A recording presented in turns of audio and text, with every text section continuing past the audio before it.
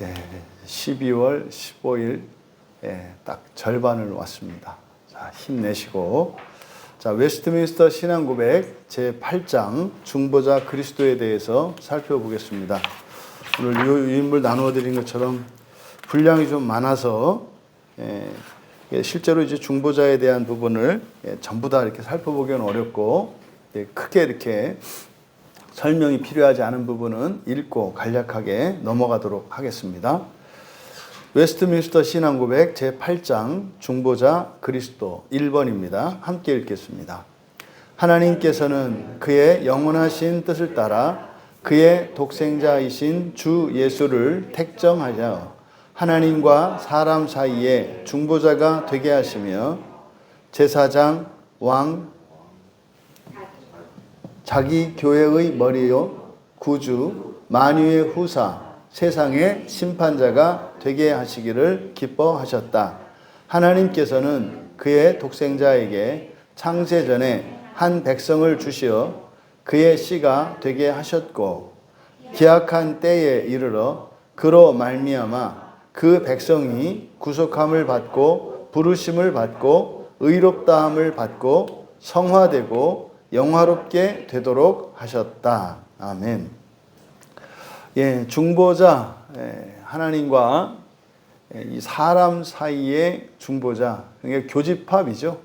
그래서 중보자가 되려면 하나님이셔야 하고 사람일 수밖에 없어요. 그리고 중보자가 아니라 이제 전달자, 사자죠. 사자는 천사이거나 사람일 수 있습니다.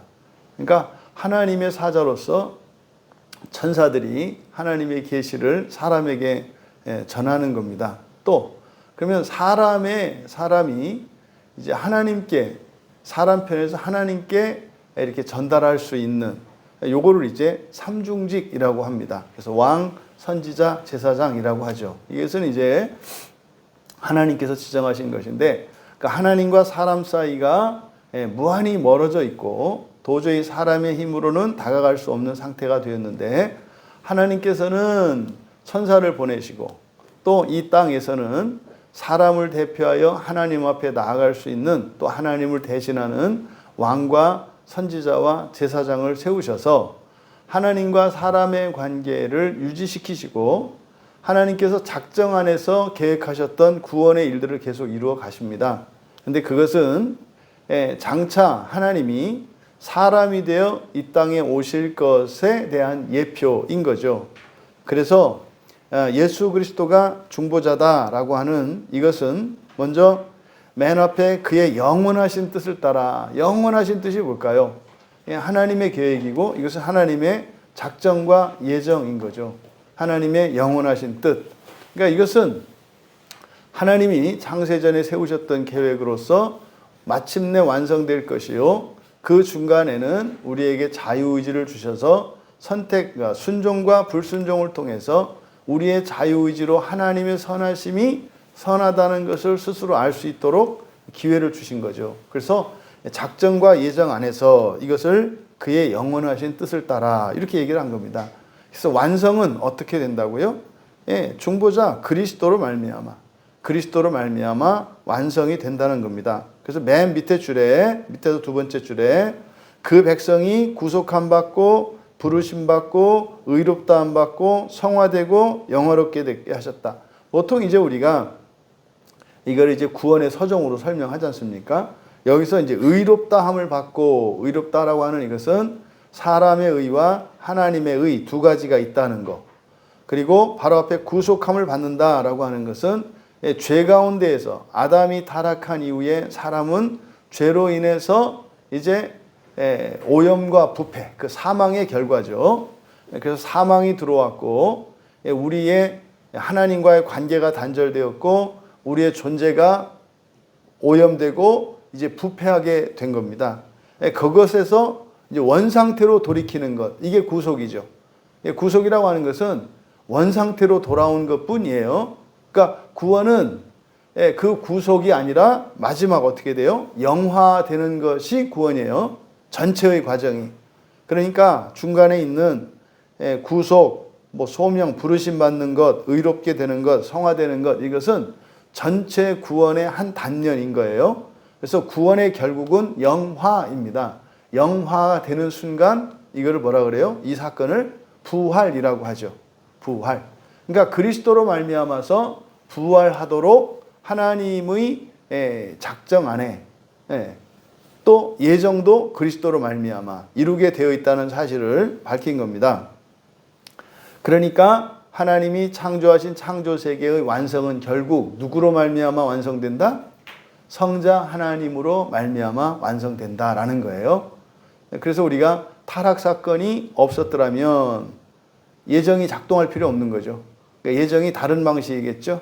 예정에서는 순종을 향해서, 그래서 십자가에서 죽으시는 사건 없이 한 번만 오시면 됐단 말이에요. 예수 그리스도가 우리가 기다리고 있는 다시 오실, 우리는 재림이라고 하지 않습니까? 순종만 했더라면 초림과 재림이 있는 게 아니라 한 번만 오시죠.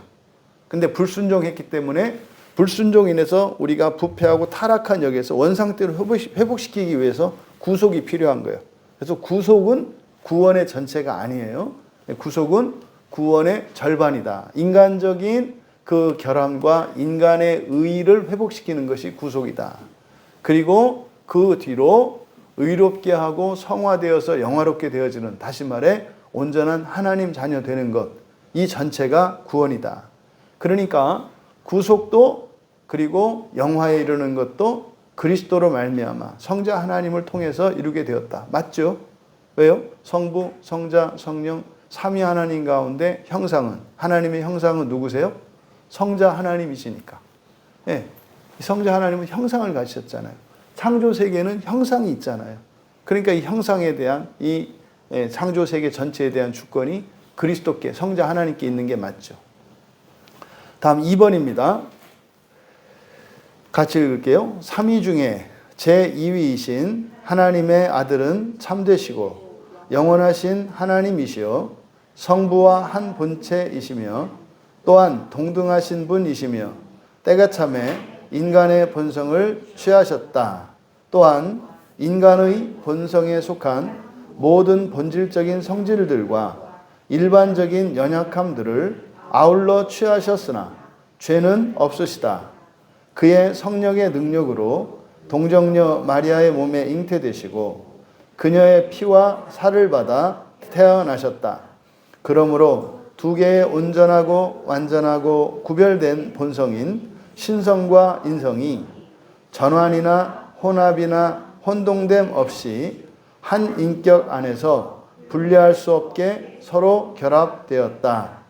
그 인격은 참 하나님이자 참 사람이시되 한 분 그리스도요 하나님과 사람 사이의 유일한 중보자이시다. 아멘. 삼위 성부, 성자, 성령, 이렇게 이제 하나님이 성경에서 이렇게 성부 하나님, 성자 하나님, 성령 하나님, 이렇게 삼위로 우리에게 계시대요. 그래서 우리가 성부, 성자, 성령 순서를 이렇게 성부, 성자, 성령 이렇게 이야기를 하는데, 그래서 맨 앞에 우리가 이야기하는 성부를 제1위, 성자를 제2위, 성령을 제3위. 조심하실 것은 여기서 1, 2, 3이라고 하는 숫자는 무의미한 겁니다. 이것을 순서로 이렇게 순위를 먹이거나 이것을 시간의 앞뒤를 재거나 서열을 따져서는 안 되는 거예요. 부득이하게 우리는 그렇게 표현할 수밖에 없기 때문에 3위라고 합니다만 그냥 삼각형의 꼭지점이라고 생각하시면 되는 거예요. 그래서 삼각형의 꼭지점이기 때문에 어디가 먼저고 어디가 나중이고 어느 게 더 우월하고 어디가 뭐 이렇게 하면 안 돼요. 우리나라에서 많이 오해되고 있는 게 아버지와 아들, 그러니까 성부 하나님과 성자 하나님을 이 유교적 관념에서의 부자관계로 이해한단 말이에요. 이게 지금 우리나라 기독교에서 치명적인 그 오류를 낳고 있는 거예요. 그래서 어떤 분들은 실제로 예수님을 하나님이라고 하면 펄쩍 뛰는 분들이 있어요. 아버지가 하나님이지 어떻게 예수가 하나님이냐. 그 얘기는 뭐예요? 그분들의 생각 속에는 예수는 그냥 사람이라는 생각이 있는 거예요. 사람 가운데에서 위대한 특별한 사람 이런 거죠. 우리에게 하나님은 그냥 예수님이세요. 예수님이세요. 근데 예수님이 하나님이라는 것을 설명하려고 하니 성부 하나님과 성령 하나님에 대한 신지식이 필요한 거예요. 왜? 성자 하나님에게는 그게 안 나타나거든요. 그러니까 보이지 않는다 그래서 사람으로 보면 안 되기 때문에 성자 하나님, 성부 하나님과 성령 하나님을 통해서 순수한 그 하나님에 대한 지식들이 성경에 나타나 있는 거예요.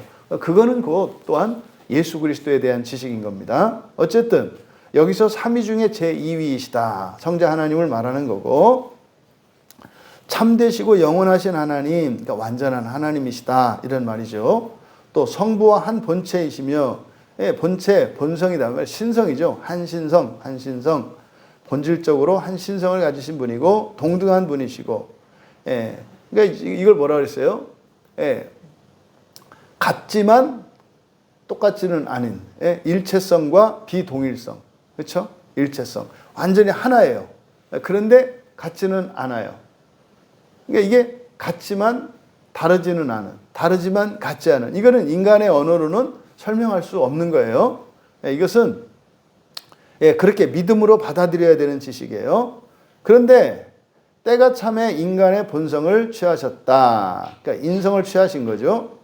그런데 조심하실 것은 예수님을 특별한 분으로 생각하시면 안 돼요. 많은 분들이 예수님은 우리와 이렇게 다른 어떤 초인이라고 생각을 해요.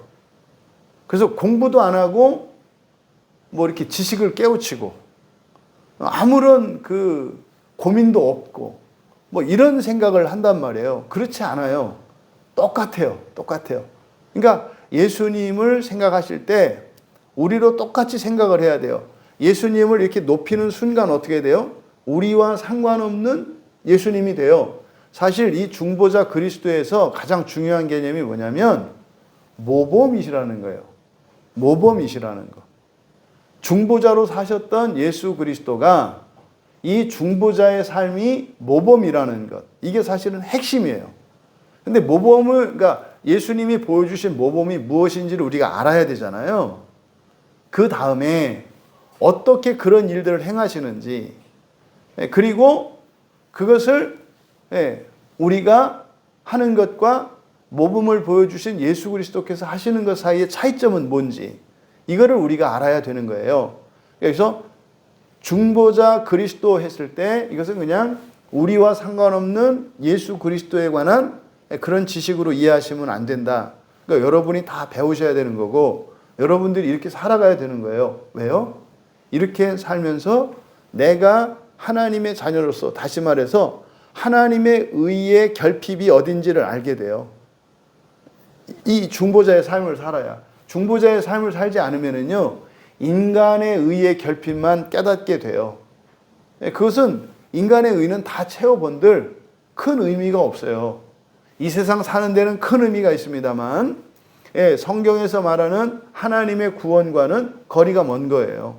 이 사람을 하나님 만드시려고 하는데, 그래서 우리가 중보자의 삶을 살 때, 다시 말해서 예수님의 말씀을 따라 하나님이 옳게 여기시는 기뻐하시는 뜻을 따라 살려고 할 때 내가 그렇게 할 수 있는지 없는지를 깨닫는 거예요.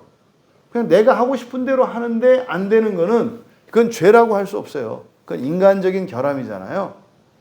그래서 이 중보자 그리스도라고 하는 이 챕터에서 가장 여러분들이 염두에 두셔야 하는 것은 나와 상관없는 예수 그리스도에 관한 지식이 아니라 이건 뭐다? 내가 따라야 할 모범으로서 보여주신 것이다 라는 걸 염두에 두셔야 돼요. 그러니까 예수님이 인간의 본성에 속한 모든 본질적인 성질들과 일반적인 연약함들 밑줄 치세요. 일반적인 연약함들이니까요. 일반적이라는 게 뭡니까? 모든 사람에게 있는이에요. 모든 사람에게 있는 연약함이에요. 그러니까요, 예수님이 우리처럼 거짓 감정을 가져요, 안 가져요? 가진다 이 말이에요. 예수님도. 예수님 똑같이 거짓 감정을 가지세요. 그런데요, 그걸 분별을 하시겠죠. 그렇죠? 실수를 했겠어요, 안 했겠어요? 분명히 하셨어요. 일반적인 연약함이라니까요. 우리 중에 실수 안 하는 사람 있어요? 다 일반이잖아요. 이반 없잖아요. 그러니까 예수님도 일반이라고요. 그러니까 예수님도 실수를 해요, 안 해요? 한다니까요. 그러니까 예수님 회개했겠어요, 안 했겠어요? 하잖아요. 잊지 마셔야 돼요. 그러니까 이 지상을 사셨던 예수 그리스도에 관한 이런 성경의 기록과 지식들은 우리의 모범이라는 걸 잊으시면 안 돼요. 자꾸 지상에 사셨던 예수님을 신격화하려고 그래요. 이렇게. 하나님이신 예수님은 지금 어디 계세요? 천상에서 지금 계신 거고요. 지상을 사실 때는 철저하게 뭘로 사셨어요? 사람으로 사신 거예요. 사람으로. 그러니까 예수 그리스도는 우리가 닮아야 할 모본인 거예요. 잊지 마셔라. 물론 그 순종에 있어서의 완전함에 우리는 이르지 못해요. 우리의 부패성이 있기 때문에. 예수 그리스도는 이제 뒤에서 보겠습니다만 성령으로 말미암아서 잉태되었기 때문에 원죄 아래 있지 않고요. 또 율법에 순종하셨기 때문에 죄가 없으신 분이세요. 근데 우리와 차이가 있죠. 그래서 인간의 의로서 하나님의 의로서 우리는 결함이 있어요. 하지만 예수님은 계속 인간의 의를 또 하나님의 의를 계속 이루어 가셨다고요. 왜요? 모범이 되어 주시려고. 지상에 오신 목적은 모범을 위한 것이기 때문에 예수님이 행하신 모든 것이 우리와 하나도 상관없는 것이 없다. 이것을 꼭 기억하셔야 돼요. 그래서 일반적인 연약함들을 아울러 취하셨다. 똑같아요. 그러니까 예수님이 회당으로 가서 그러니까 뭐 지금으로 말하면 교회잖아요. 교회 갈 때 가기 싫은 날이 있었겠어요, 없겠어요? 있었어요. 특히 오늘 같은 날. 눈이 오고 질척거리고 바람 불고 춥고 거기다가 이제 막 전철까지 막히고 버스 늦장을 부리고 이러면은 똑같다 이 말이에요. 그러니까 예수님이 하신 거는 아무 생각 없이 그냥 저절로 그냥 막 뭐 토요일이면 막 가슴이 뛰고 주일이면 막 오고 막 그 예배 들으면은 막 뭐 졸진 않으셨을 것 같아요. 졸진 않으셨을 것 같은데 이런 인간이 일반으로 가지는 그런 연약함을 다 가지셨다는 거. 그 예수님이 다쳐가지고 이렇게 피부에서 이게 찢겨가지고 피난 적이 있겠어요, 없겠어요? 당연히 있겠죠. 또 하시는 일이 험한 일이잖아요. 목수일인데 톱 만져야죠. 대패 만져야 망치질 해야 되죠. 그 나무에 얼마나 많이 찔렸겠어요. 그러니까 일반적인 연약함을 취하셨다는 것을 여러분들이 잊지 마셔야 한다. 그런데 죄는 없으시다. 이때 죄는 없다라고 할 때 이것도 너무 환상적으로 생각하시면 안 돼요. 죄는 없다라는 말에 여러분 죄를 짓지 않아서 죄 없을 수 있죠. 그래서 여기서 죄 없다. 첫째 원죄. 그렇죠? 원죄가 없다. 원죄라는 건 뭡니까? 아담으로부터 전가되어진 죄예요. 죄의 성향. 왜? 성령으로 잉태되었기 때문에. 그러니까 원죄는 없으세요. 아버지가 사람이 아니라 성령이시니까. 말하자면. 또 그 다음에 자범죄가 없다는 거죠. 죄가 없으시다는 거는. 그러면 자범죄가 없다라고 하는 의미는 스스로 죄를 범한 게 없다는 건데 자범죄, 다시 말해서 율법을 어김으로써 이제 죄가 범죄하게 되는데 그러면 죄가 없는 경우는 두 가지 경우예요. 그러니까 자범죄에 있어서 죄를 범하지 않는 경우가 있고요. 또 하나 죄를 범하고 회개하면 되는 거예요. 구약에서도 제사를 드림으로 죄가 속죄되잖아요. 그러면 죄 없는 거예요. 그러니까 우리는 죄를 안 짓는 것만 죄가 없다고 생각을 해요. 그러니까 여러분들이 자꾸 전과를 생각한다고요. 과거에. 그러니까 여러분이 회개하는 순간 다 없어졌는데 문제는 여러분들이 자꾸 그 치부책을 꺼내요. 내가 이렇게 했다고. 그러니까 하나님이 이렇게 볼 때는 아니 상관도 없고 근거도 없는 건데 자꾸 어디서 갖고 와. 내가 했대. 근데 아니요. 아무리 봐도 없는 걸요. 회개하면 달라진다니까요. 그래서 예수님이 죄 없다 하실 때 한 번도 화내고 미워한 적 없고 아니 성경 보면 욕도 하셨잖아요. 제자한테. 응? 이 독사의 새끼들아 이게 오늘날 도구 베이비 이상 가는 욕이라니까요. 이 마귀 새끼야 이랬잖아요. 너 마귀 들렸다. 이 마귀 새끼야 그랬잖아요. 집사님 그런 욕은 안 해보셨을 거예요. 그거 하고 예수님 어떻게 했겠어요? 나는 하나님이니까 내가 하는 건 뭐든지 오라 그랬을까요? 아니요. 돌아서 내가 못 참았어요 하나님. 죄송해요. 하지만 내 진심은 그게 아니었습니다. 거짓 감정이었습니다. 이렇게 하면서 하나 예수님도 이루 가셨다는 걸 잊으시면 안 돼요.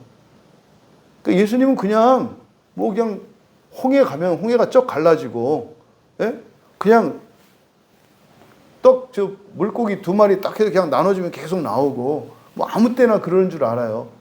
그러니까 그거는요, 예수님도 열심히 신앙생활해서 그렇게 되신 거예요.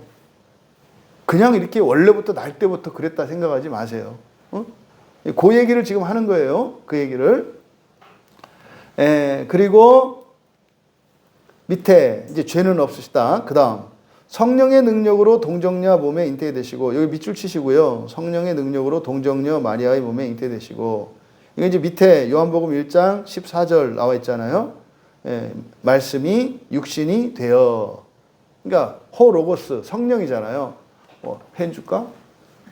자, 말씀이 육신이 되어, 이거죠. 그러니까 이거를 지금 여기서 그렇게 표현한 거죠. 성령의 능력으로 동정녀 마리아의 몸에 잉태되었다. 그래서 그녀의 피와 살을 받아 태어나셨다. 성육신에 대한 설명이에요. 그 다음 밑에 그러므로 두 개의 완전하고 구별된 본성인 신성과 인성, 이거를 뭐라고 한다고요? 양성론이라고 한다고 그랬죠. 양성론. 사람은 그냥 인성을 가지고 있고요. 하나님은 신성을 가지고 계세요. 그런데 예수 그리스도 제2위이신 성자 하나님의 독특성은 신성과 인성을 겸비하셨다는 거예요. 근데 그 신성과 인성이 완전해요. 온전하고 완전해요. 흠 없는 신성과 인성이에요. 이게 이제 전환, 혼합, 혼동됨 없이, 이게 뭐냐면, 이런 말을 여기다 집어 넣은 게 뭐냐면, 신학적으로 이거에 대해서 막 이의를 제기한다고요. 어떻게 사람이 어떻게 하나님이면서 사람일 수 있냐?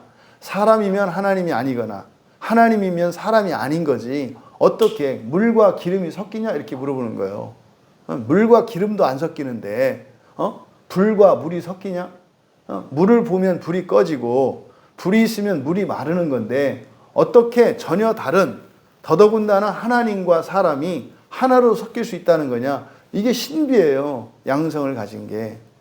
근데 이거는요, 믿음으로만 아는 거예요. 믿음으로만. 그래서 예수님의 양성에 대한 건데, 그래서 이거에 대해서 아니다라는 거죠. 그냥 예수님은 하나님이라고 주장하는 사람들이 있고, 예수님은 위대한 사람이라고, 세상에 다시 없을 딱 한 분인 위대한 한 사람이라고 주장하는 사람들이 있는 거예요. 둘 다 의도는 뭐예요? 예수님 최고예요. 둘 다. 그런데 하나님이자 사람이다 그러면 이게 설명이 안 되니까, 그래서 그냥 차라리 하나님이다 그럼 어떻게 돼요? 몸을 갖고 사셨잖아요. 그러니까 그거는 그냥 사실 그래서 그냥 보인 거다. 하나님이, 왜 봐라, 구약 성경에도 보면 하나님과 여호와의 사자들이 이게 사람들에게 눈에 보이지 않냐. 근데 그건 그냥 형상만 있는 거다. 그걸 가현설이라고 해요. 예수님이 사셨지만, 그러면은 몸이 없고 피가 없으면 먹고 마시고 이런 것도 없고요. 잠자는 것도 없고요. 또 죽는 것도 없잖아요. 근데 예수님이 먹고 마셨고요. 주무셨고요. 또 일하면 피곤을 느끼셨고요. 그러니까 가현, 이렇게 가짜 몸이 아니었다 이 말이에요. 그래서 그러한 것들에 대한 설명을 이렇게 요약한 거예요. 신성과 인성이 하나도 서로 간섭하지 않고 섞이지 않으면서, 그렇다고 그것 때문에 어떤 분리가 일어나지 않으면서 완벽하게 일치를 이루었다.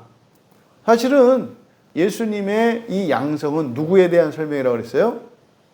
거듭난 우리에 대한 설명이에요. 거듭난 우리에 대한. 우리 안에 성령이 계셔. 어떻게 내 안에 성령이 계셔? 이거는 믿음의 지식이에요. 그러니까 예수님의 이 양성 교리는 바로 거듭난 신자들의 존재를 나타내는 거예요. 그리고 그 밑에 그 인격은 참 하나님이자 참 사람이시되 한 분 그리스도요 하나님과 사람 사이의 유일한 중보자이시다. 여기서 보면 두 번째 줄에 한 인격 안에 분리할 수 없게 서로 결합되었다 그랬잖아요. 그러니까 예수님은 사람이시니까 사람의 모든 걸 다 가지고 계시고 다 겪으세요. 그러니까 예수님도 생로병사를 겪는다고요. 예수님도 죽으실 수밖에 없었어요. 왜? 죄 있는 사람의 모습으로 태어나셨기 때문에. 그래서 십자가에서 죽지 않으셨더라도 어차피 죽으셨어야 되는 거예요. 어차피. 이해되시죠? 그 다음 이제 밑에 요절들을 몇 개 살펴보겠습니다. 예, 요한복음 1장 1절과 14절은 뭐 우리 봤던 내용이니까 요한 1서 5장 20절 같이 읽겠습니다. 또 아는 것은 하나님의 아들이 이르러 우리에게 지각을 주사 우리로 참된 자를 알게 하신 것과 또한 우리가 참된 자 곧 그의 아들 예수 그리스도 안에 있는 것이니 그는 참 하나님이시요 영생이시라. 여기서 이르러 밑줄 치시고 이르러 하나님의 아들이 이르러 요거는 현재형이에요. 현재. 그러니까 어떻게 해요? 계속 오신다 이 말이에요. 하나님의 아들이 이르러 현재형으로 되어 있어요. 현재. 그러니까 하나님의 아들이 우리에게 임하는 게 현재고요. 우리에게 지각을 주사는 완료형이에요. 완료형. 그러니까 이상하죠? 이게 하나님의 아들이 우리에게 이르는 것은 계속되는 거예요. 어제나 오늘이나 내일이나 계속되는 거예요. 그러니까요, 계속 같이 있는 거예요. 그런데요, 지각을 주사 요거는 완료형이라고 그랬어요. 이미 되어진 거라 그랬어요. 그러니까요, 주님이 우리에게 오시는 것은 계속되는 사건이고 지각을 주시는 것은 어떻게 해요? 이미 되어진 사건이다. 이렇게 얘기를 하는 거예요. 그 다음에 여기서 지각이 이게 디아노니아. 이게 생각이죠, 생각. 누스에서 나오는 생각. 그러니까 우리에게 생각을 이미 주셨다. 예수님이 계속 오셔서 우리에게 생각을 주셨다. 그 우리로 참된 자를 그 진리로 바꾸세요. 그 진리. 우리로 그 진리를 알게 하신 것과 또한 우리가 참된 자 이것도 그 진리로 바꾸세요. 그 진리. 곧 그의 아들 예수 그리스도 안에 있는 것. 이렇게 해야 말이 되죠. 이거 보세요. 우리로 참된 자를 알게 하신 것과 또한 우리가 참된 자 곧 그의 아들 예수 그리스도 안에 있는 것이니. 이렇게 하면 이게 뭐가 돼요? 그래서 그 진리예요. 그 진리. 그리고 참 하나님. 참 하나님이라고 되어 있는데 그 진리의 하나님이에요. 그 진리의 하나님. 그러니까 참이 참된 형용사인데 이것은 진리로 그냥 똑같이 해석을 하는 게 맞아요. 그러니까 그 진리의 하나님. 이렇게 해서 다시 읽어보면 또 아는 것은 우리가 아는 거예요. 우리가 예수 그리스도를 영접한 사람들이 아는 거예요. 우리가 이미 알고 있는 거. 하나님의 아들이 이른다는 거. 우리에게 계속 찾아오신다는 거. 그리고 우리에게 이미 생각을 주셨다는 거.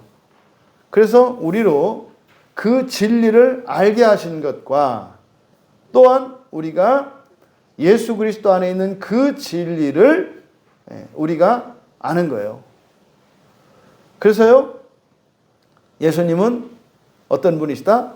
그 진리의 하나님이시요 영생이시다. 이렇게 되는 거예요. 자, 그 다음 빌립보서 2장 6절 많이 외우는 말씀이잖아요. 근본 하나님의 본체시나 하나님과. 여기서 하나님 밑줄 치시고 신으로 바꾸세요. 신으로. 하나님과 이거를 신으로. 그러니까 이거는 성부 하나님과 보통 그렇게 이해를 해요. 예수님은 성자 하나님이신데 성부 하나님과 똑같다고 권리를 주장하지 않는다. 뭐 저도 그렇게 얘기를 했었어요. 근데 그렇게 하려면 이 하나님 앞에 관사가 붙어야 된다는 거 아시죠? 그렇죠? 근데 이 관사가 없어요. 그러니까 여기서 말하는 건 뭐예요? 신성이죠, 신성. 근본 하나님이신데, 본질적으로 하나님이신데 뭐예요? 신성으로 동등됨을 취할 거예요. 다시 말해서 신의 모습을 취하지 않는다 이 말이에요. 언제? 여기 사시는 동안. 그러니까 신성과 인성을 가지셨는데 지상을 사실 때는 철저하게 무엇으로 사셨다? 인성으로 사셨다. 그럼 질문할 수 있어요. 그럼 예수님이 막 기적 일으키고 병 고치고 했잖아요. 어떻게 했을까요? 능력이 누구예요? 성령 하나님. 성령으로 하시는 거예요. 예수님도 지상을 사실 때 막 기적을 일으키고 하셨던 이런 모든 것들이 어떻게 해요? 성령으로 말미암아 성령의 능력으로 다 하시는 거예요. 왜요? 만약에 예수님이 신성으로 그렇게 하셨다면 우리가 따라할 수 있어요, 없어요? 절대 따라할 수 없어요. 그러니까 예수님의 하나님 되심으로 하신 것이 아니라 우리와 같은 사람으로 그렇게 사셨다니까요. 그러니까 제자들한테 뭐라 그랬어요? 너희가 나와 같은 일을 할 수 있고 심지어는 어떻게 해요? 나보다 더 큰 일을 행할 수 있다. 빈말 아니시죠? 왜요? 성령으로 하는 거니까. 성령께서 하시는 일. 그러니까 다시 말해서 예수님은요. 야, 내가 다 보여준 거 아니야? 성령의 능력을 다 보여준 거 아니야? 이 얘기잖아요. 그래서 여기서 지금 빌립보서 2장 6절의 말씀은 신성을 감추시고 철저히 인성으로만 드러내셨다는 거예요. 얼마나 신성을 드러내고 싶으셨겠어요. 특히 십자가에서 딱 박히셨을 때, 야, 네가 하나님이야? 너 한번 내려와봐. 그럼 내가 너 믿을게 이러잖아요. 못 내려가요? 뭘 못 내려가겠어요? 그러니까 누가 군병들이 오면은요, 그거 뭐 군인들이 오니까 힘이 없어서 잡히는 게 아니잖아요. 그때 예수님이 뭐라 그래요? 그러니까 싹 올라오는 거예요. 그때 올라온 거. 예수님이, 내가 하늘에 12군단도 더, 이게 사실 화낸 거예요, 화낸 거. 이것들이 진짜 내가 가만히 있으니까 내가 힘이 없어서 그러는 줄 알아? 이게 여러분 너무 고상하게 이렇게 하니까, 내가 하늘에 12군단도 다, 이게 아니에요. 확 올리신 거라고. 진짜 이것들이 내가 한번 하나님 거 보여줘? 이거 화내신 거라고. 분명히 회개하셨을 거예요. 철저하게, 그러니까 우리는 없어서 그러지만 여러분들이 그러니까 있으면서 안 하는 게 얼마나 힘든지 아시잖아요. 그래서요, 없는 거예요. 덜 힘들라고. 여러분, 없어서 못 주잖아요. 근데 여러분, 재산이 억만금이야. 그거 막 줄 수 있겠어요? 그거 쉽지 않다니까. 그래서 여러분 마음 편하게 하려고 딱 맞게 주신 거니까 감사합니다 하시고, 또 여러분이 더 이렇게 넉넉하게 되시거든. 주셔도 됩니다. 주세요 그러면. 뭘 아끼시겠어요, 뭐를. 그러니까 우리가요, 사랑한다, 사랑으로 섬긴다는 것은 뭐예요? 하나님으로서, 다시 말해서 내 마음대로 다 할 수 있어. 안 할 수도 있고 할 수도 있는데, 안 할 수도 있는데 하는 거예요. 안 할 수도 있는데. 참지 않아도 되는데 참는 거예요. 왜요? 예수님이 그러셔서. 그러니까 우리만 아니었으면 예수님 안 참았지. 태어나자마자 그냥 싹 절단 내버렸지. 근데 예수님이 태어나신 목적이 뭐예요? 모범으로. 우리의 모범으로 태어나셨기 때문에 철저하게 율법에 순종하시고 또 잘못이 있을 때마다 회개하시고 이렇게 사셨다는 거죠. 그 얘기가 빌립보서 2장 6절이에요. 그러니까 단순한 그리스도의 겸손을 나타내는 게 아니라, 야, 이게 힘도 세고 능력도 있는데 없는 척, 모자란 척 맞으면서 사셨다는 얘기구나. 네? 감히 그걸 드러냈다면 사람들이 아부하고 이렇게 했을 텐데, 오히려 그냥 없는 사람처럼 미련한 사람처럼 이렇게 사셨다는 얘기구나. 이렇게 이해하셔야 돼요. 그 다음 밑에 히브리서 말씀 넘어갈게요. 뒤에서 그 다음에 누가복음 1장 27절, 31절, 35절 나와 있는, 여기는 동정녀 탄생에 관한 거예요. 예수님이 성령으로, 그러니까 여자의 몸에서 동정녀 탄생했다는 거. 사실 이 동정녀 탄생에 대한 구약의 예표가 어디예요? 동정녀 탄생의 구약의 예표? 아니, 그냥 첫째, 하나님의 아들들과 사람 사이에서 태어난 아들들. 생각나시죠? 그러니까 홍수 심판이 일어나게 되었던, 그래서 하나님의 아들들이 와서 사람의 딸들을 취해서 그때 여자 딸을 낳잖아요. 그때 그애들이 거인족이 거기서 태어나는 거 아니에요. 그게 뭐예요?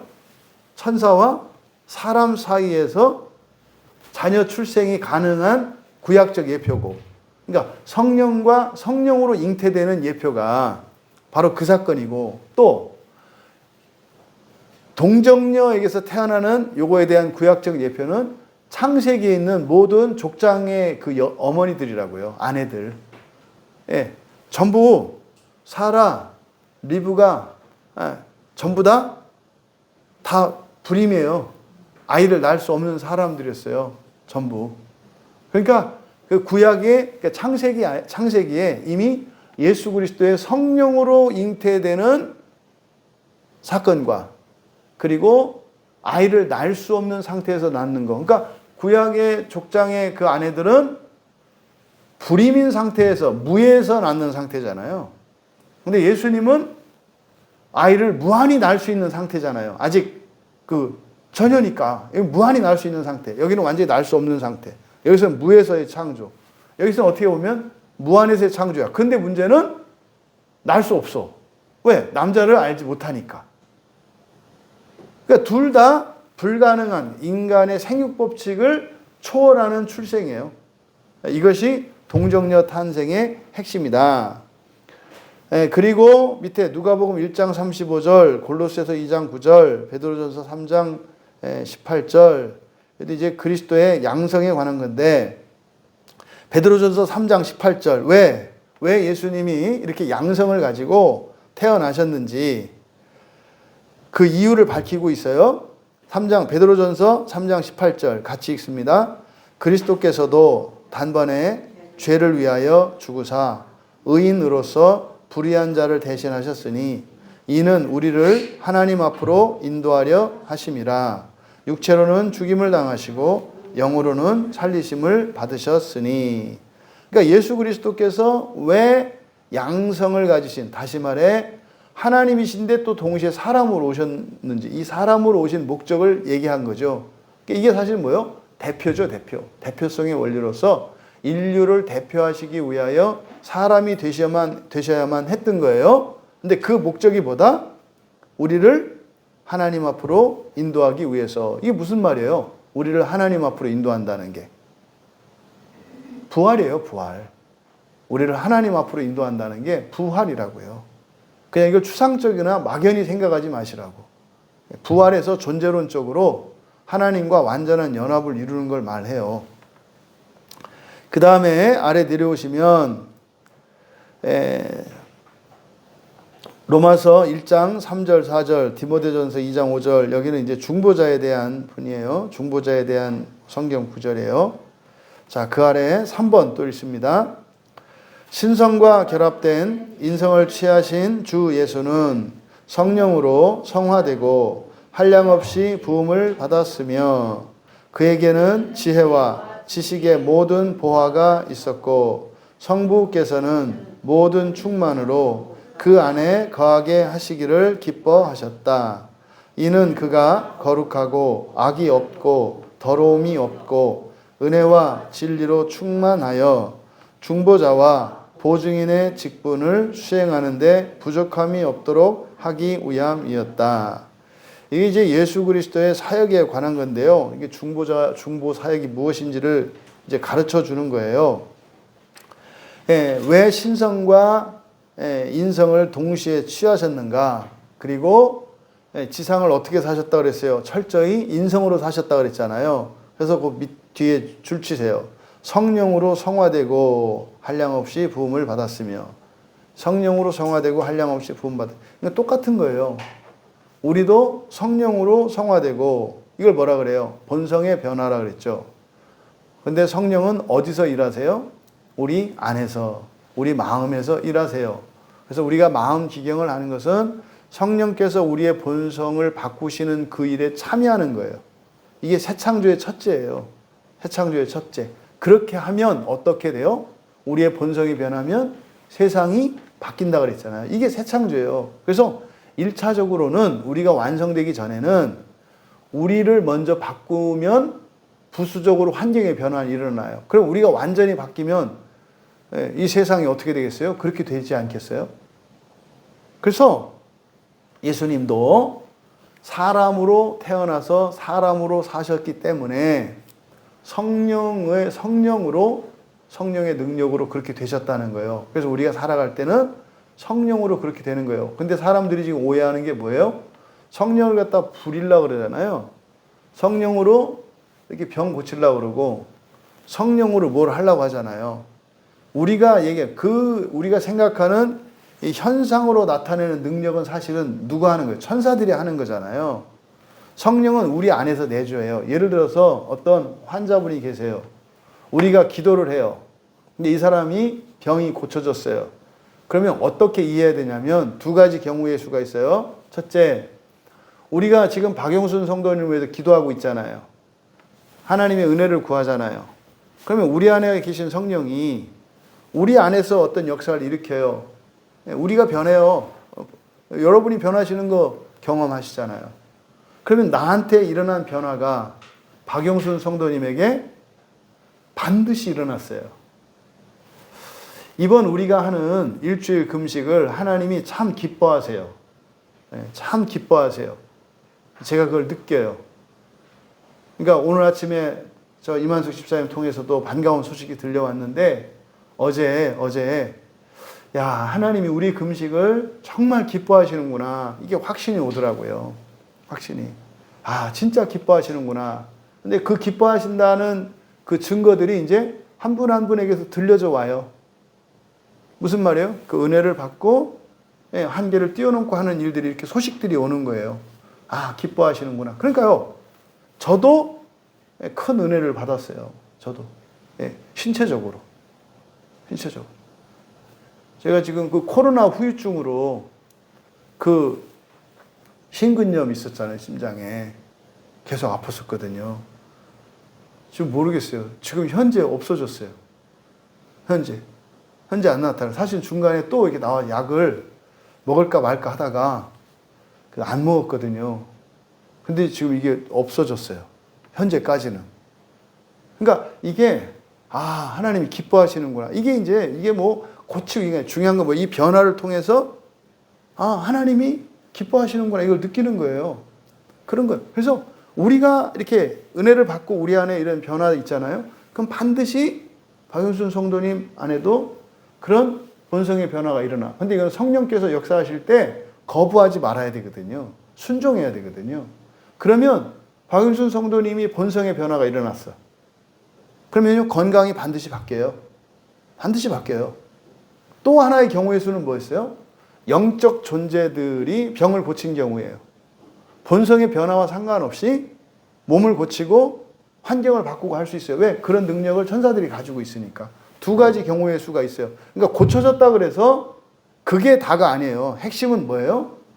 본성의 변화가 핵심이라고요. 그래서 오늘 아침에 우리 박윤수 성도님 그 소식을 들었을 때 이제 그 기도를 했죠. 이게 본성의 변화로 말미암은 그런 효과이기를, 새 창조의 효과이기를 바랍니다. 근데 사실 얼마 전에 박윤수 성도님 단톡방에 글을 올리셨잖아요. 이런 애 저런 애도 박윤수 성도님 심정 안에 어떤 변화가 있는 거죠. 그러니까 이렇게 일어나는 거예요. 현상의 변화는. 그래서 우리가 추구해야 될 것은 먼저 뭐예요? 항상 본성의 변화예요. 그래서 마음 기경 없이 어떤 일이 일어날 때는 확인할 수가 없잖아요. 이게 성령의 역사인지 천사들의 역사인지. 그래서 마음 기경을 하면 그걸 알 수 있는 거예요. 그래서 우리가 마음 기경을 하는 거예요. 그래서 이렇게 성령으로 역사한다라는 거, 똑같이 예수님도 그러셨다는 거, 우리도 그렇다는 거. 근데 뭐라 했어요? 한량없이 부음을 받았다. 그래서 우리가 성령 충만에 대해서 이야기를 하잖아요. 성령 충만은 결국 뭡니까? 내 마음 속에서 마음의 지평이 이렇게 넓혀지는 거예요. 본성의 변화가. 마음이 시커먼데 성령이 내주하심으로 이렇게 구멍과 같이 한 성령의 처소가 생긴다 그랬잖아요. 이게 점점점 넓혀져 가는 거예요. 이게 성령 충만이라는 게 우리의 마음이 넓혀지는 거예요. 이게 어떻게 해요? 우리의 지성과 우리의 정서와 우리의 감성과 우리의 의지가 그리고 우리의 열심이 점점점 온전해져 가는 거예요. 선한 일을 추구하게 되는 거고 이렇게 되는 거예요. 그리고요, 거기에는 당연히 능력도 생겨요. 이게 성령 충만이죠.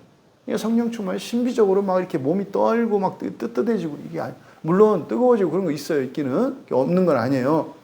근데 그게 아니라 중요한 건 뭐다? 우리의 마음이 이 마음의 전쟁터가 이 마음 전쟁터잖아요. 여기서 넓혀가는 거 이렇게.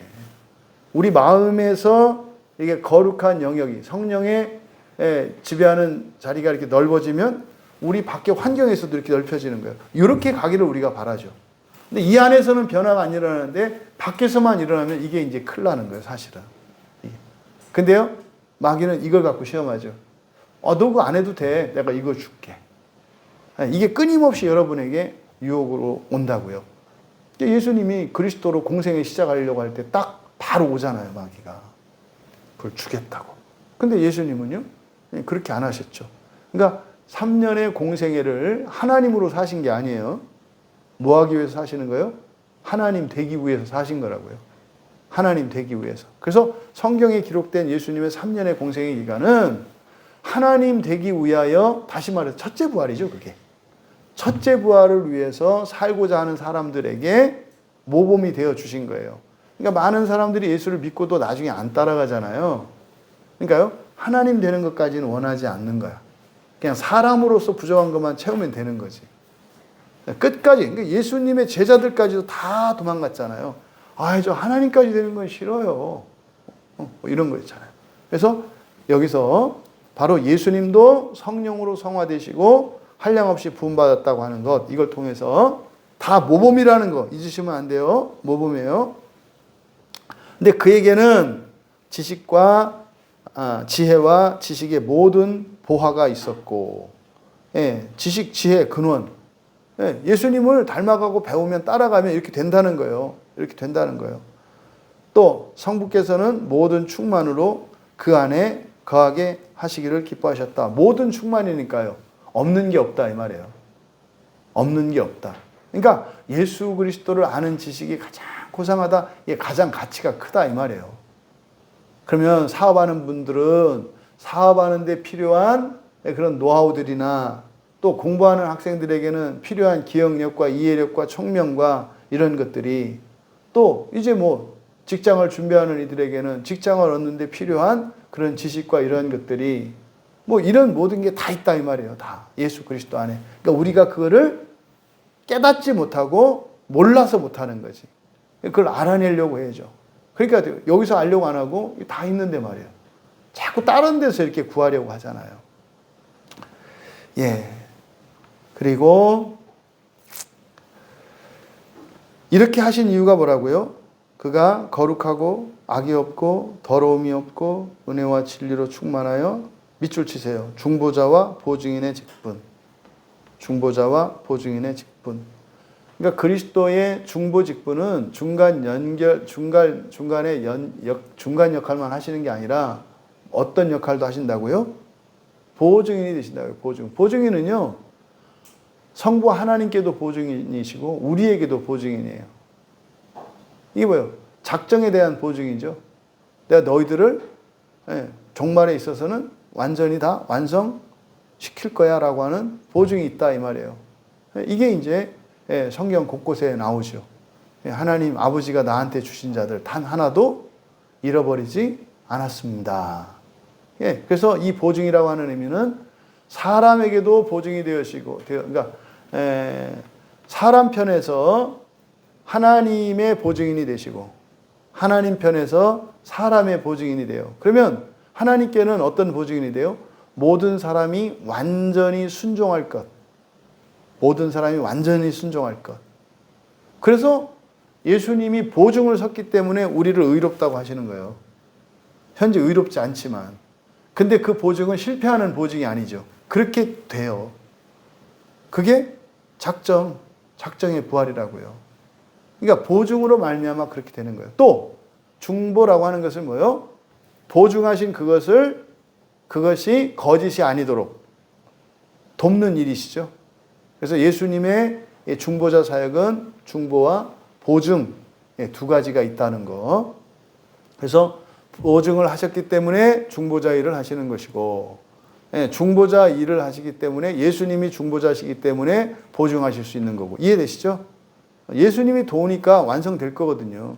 그러니까 자신 있게 보증인 되시는 거고요. 또 예수님이 보증인이 되어주신 걸 보니까 반드시 그렇게 될 거라는 거죠. 그래서 예수님만 믿고 따라가면 돼요. 예수님만 믿고 따라가면. 근데 예수님 보지 않고 중보자 예수 그리스도가 아니라 나를 보면 여기서 이제 헷갈리는 거죠. 환경을 보거나 나를 보는 순간 어지러워진다고요. 그래서 보증과 중보라고 하는 이 두 가지 개념 여러분들이 잘 이해하시고, 밑에 말씀을 좀 보면 예수님도 성령으로 성화되시고 한량없이 부음받으신 거, 이게 모범이시라는 거예요. 예수님만 이렇게 하신 이 얘기를 하는 게 뭐예요? 우리도 이렇게 하면 된다 이 말이에요. 우리도 이렇게 하면 된다. 밑에 골로새서 1장 19절. 지금 밑에 인용한 구절들은 위에서 이야기한 내용들의 성경 근거 구절들이니까 참고하시면 되고, 그러니까 성경의 해석이 좀 애매하게 돼 있거나 이런 것들만 짚고 넘어갈게요. 골로새서 1장 19절. 아버지께서는 모든 충만으로 예수 안에 거하게 하시고 밑줄 치세요. 하시고, 이게 유독해온데 기뻐하셨다예요. 기뻐하셨다. 아버지께서는 모든 충만으로 예수 안에 거하도록 기뻐하셨다. 기뻐하셨다는 의미는 좋아한다는 의미도 되고요. 완전한 충만이 있다라고 하는 의미도 되는 거예요. 그 다음에 이 내용들은 히브리서 밑에 볼게요. 밑에 히브리서 7장 22절. 더 좋은 언약의 보증. 밑줄 치세요. 더 좋은 언약의 보증. 우리가 언약을 살펴봤잖아요. 어저께 이제 행위 언약, 은혜 언약 이렇게 살펴봤지 않습니까? 근데 실제로 이 언약의 이제 구약의 여기서 말하는 더 좋은 언약이라고 하는 것은 그 은혜 언약과 행위 언약 어느 게 더 좋으냐 이걸 말하는 게 아니라 구약에 나타난 옛 언약과 신약에 나타난 새 언약을 비교하는 거예요. 구약에 나타난 옛 언약은 사람의 의에 대해서 율법으로 이렇게 약속을 받는 것처럼 이해하게 돼 있어요. 구약에는. 근데 신약에서는 본격적으로 뭐라 그래요? 너희들을 뭐가 된다 그래요? 하나님의 아들. 그죠? 하나님의 아들이 된다. 이 신이거든요. 그래서 구약의 율법을 통해서는 완전한 사람의 의를 입도록 하는 약속들이 주어져요. 그래서 죄를 짓고 인간적으로 병들고 가난해지고 나라가 망하고 이럴 때 나라를 회복시켜 주시기를, 건강을 되찾아 주시기를, 잃어버린 재산을 회복시켜 주시기를, 다 이게 사람의 의잖아요. 사람의 의. 그래서 구약의 언약은 땅에 대한 약속이 있고요. 자손에 대한 약속이 있고요. 영원한 나라에 대한 약속이 있잖아요. 이 땅에 대한. 하나님, 사람의 의예요. 구약에 나타나는 옛 언약은. 근데 신약에서는 그렇게 이야기하지 않고 뭐예요? 하나님의 아들 되는 약속이 있어요. 신이 되는 거거든요. 하나님의 아들이. 그래서 더 좋은 언약이라는 것은 바로 그것을 말한다. 근데 결국은 뭐라 했어요? 둘 다라 그랬어요. 사람으로서도 온전해져야 되고 하나님으로서도 온전해져야 된다. 근데 타락 이전에 아담은 완전한 사람으로서 하나님의 의, 신성을 채우기 위해서 순종해야 했고, 현재 타락한 우리들로서는 완전한 하나님의 신성이 씨로 우리 안에 계셔. 그래서 하나님의 의와 사람의 의를 함께 키우면서 살아가는 거죠, 우리는. 하지만 우리는 신성을 잊고 있어요. 아담은 신성은 없었다고요, 아담은. 완전한 하나님의 의로 이렇게 가고 있었죠. 그 차이를 지금 말하는 겁니다. 그래서 히브리서에서 말하는, 히브리서 7장 22절에서 말하는 더 좋은 언약의 보증이라고 하는 것은 바로 뭐예요? 하나님 되는 거죠. 하나님 되는 거. 사실은 이게 이미 창세기 1장에서 하나님의 첫 구원에 대한 계시, 하나님의 형상을 따라 지음을 받는, 이게 바로 첫 구원에 대한 계시라고 그랬죠. 자, 그리고 히브리서 5장 4절과 5절 같이 읽겠습니다. 이 존귀는 아무도 스스로 취하지 못하고 오직 아론과 같이 하나님의 부르심을 받은 자라야 할 것이니라. 또한 이와 같이 그리스도께서 대제사장 되심도 스스로 영광을 취하심이 아니요 오직 말씀하신 이가 그에게 이르시되 너는 내 아들이니 내가 오늘 너를 낳았다 하셨고. 그러면 거기에 그리스도 대신에 여러분을 넣어보세요. 여러분도. 나 누구누구도 대제사장 되고 스스로 대제사장 되고 그리스도인 되고 하나님의 자녀 되고 한 것이 스스로 내가 영광을 취한 것, 스스로 그렇게 된 것이 아니요 오직 말씀하신 이가 너는 내 아들이다. 오늘 내가 너를 낳았다라고 말씀하셨기 때문에 그렇다 이 말이에요. 그러니까 예수님도 사실은 예수님이 하나님이시잖아요. 근데 예수님도 스스로 되지 않으셨단 말이에요. 왜요? 모범을 보이시기 위한 거기 때문에. 모범을 보이시기 위한 것 때문에. 내가 하나님의 아들이어서 하나님의 아들 되는 게 아니라 내가 성령의 능력으로 말씀에 순종하며 하나님의 나라를 위하여 이렇게 살아가니까 이렇게 되는 거야. 이거잖아요. 그래서 모범으로 보여주신 거다. 이 부활은요. 그래서 부활은 공로가 아니라, 예?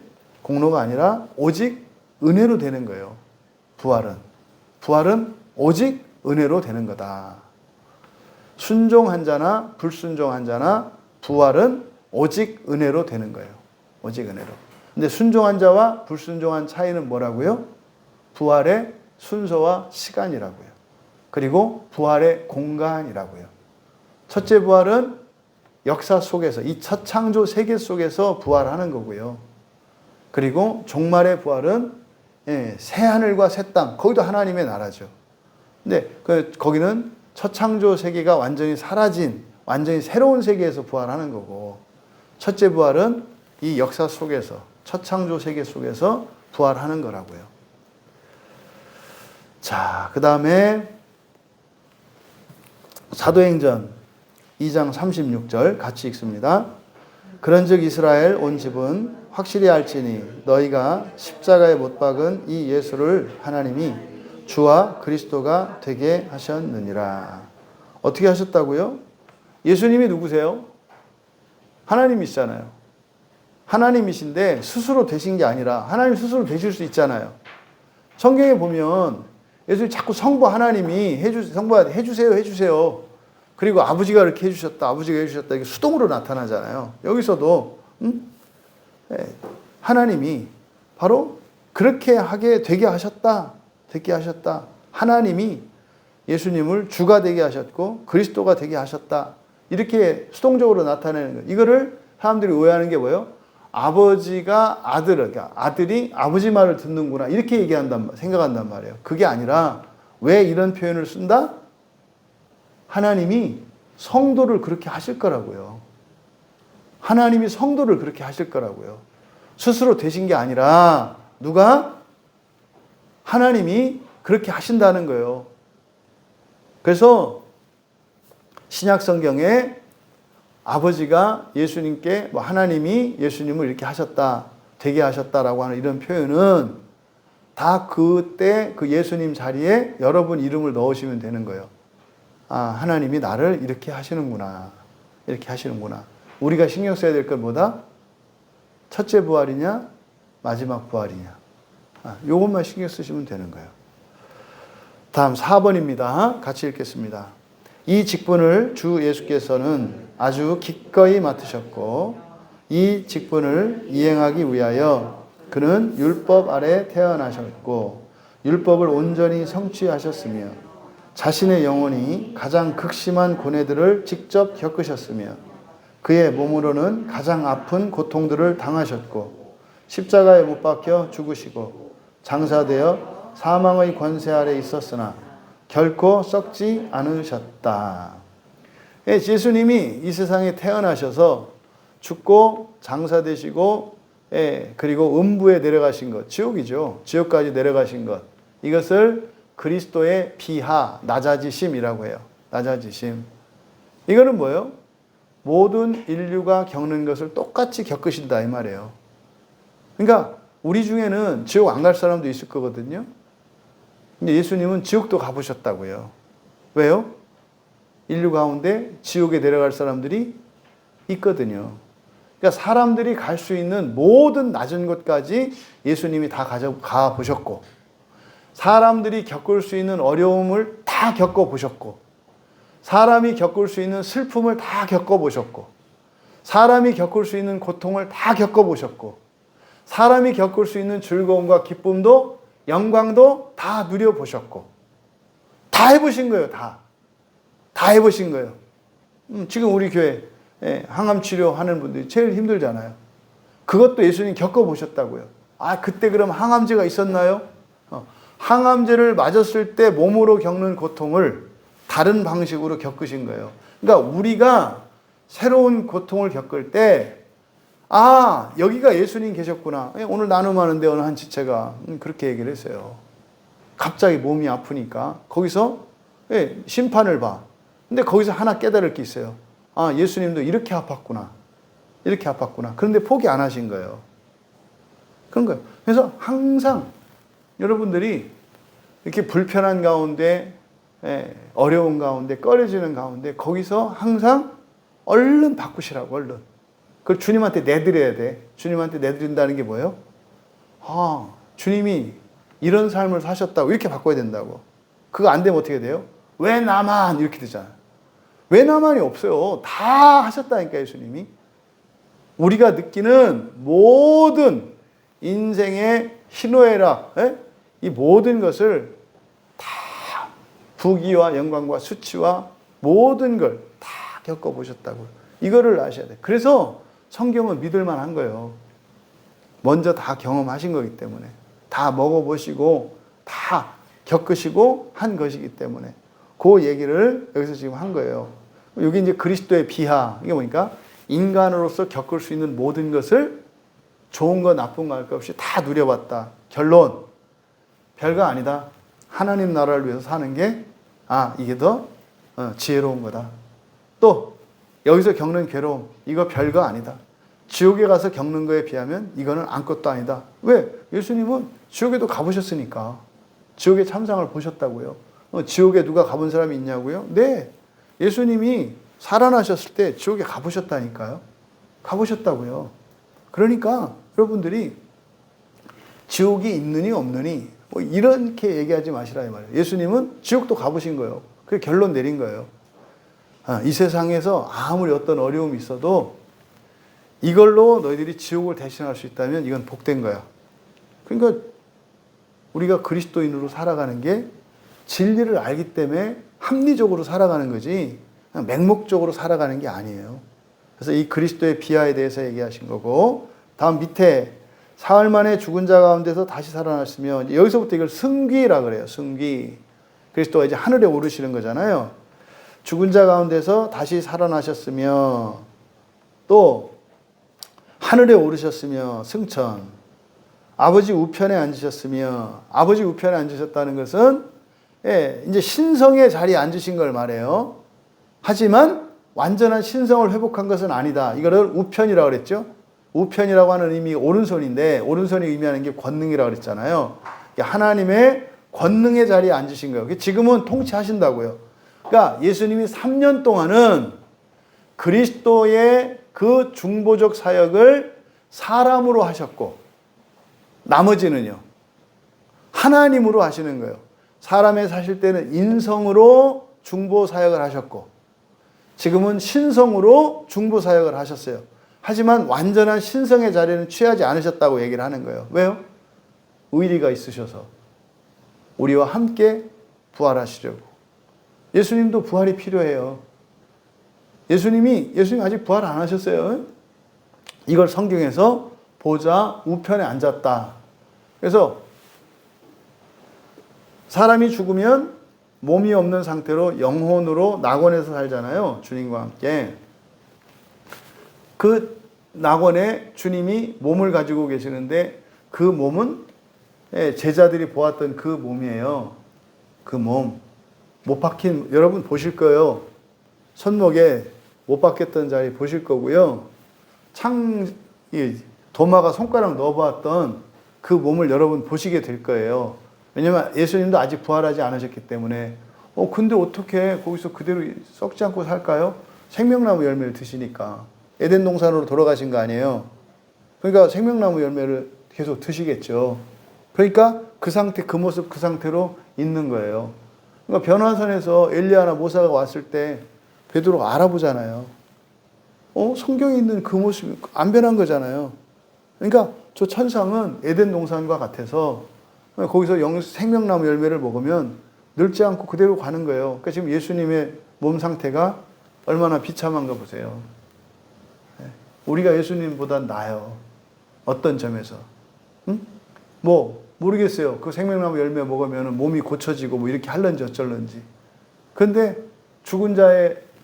죽었던 자들이 모두 부활할 때 다 함께 부활하실 거기 때문에 뭐 그래야 부활한 모습으로 오면 사람들이 예수님을 알아보지 못할 거 아니에요. 그때 그 모습으로 봐야 예수님인지 알겠지. 다 고쳐지고 깨끗해갖고 나타나면은 예수님 그 12 제자들이 뭐 예수님을 보고 알겠어요? 모를 거 아니에요.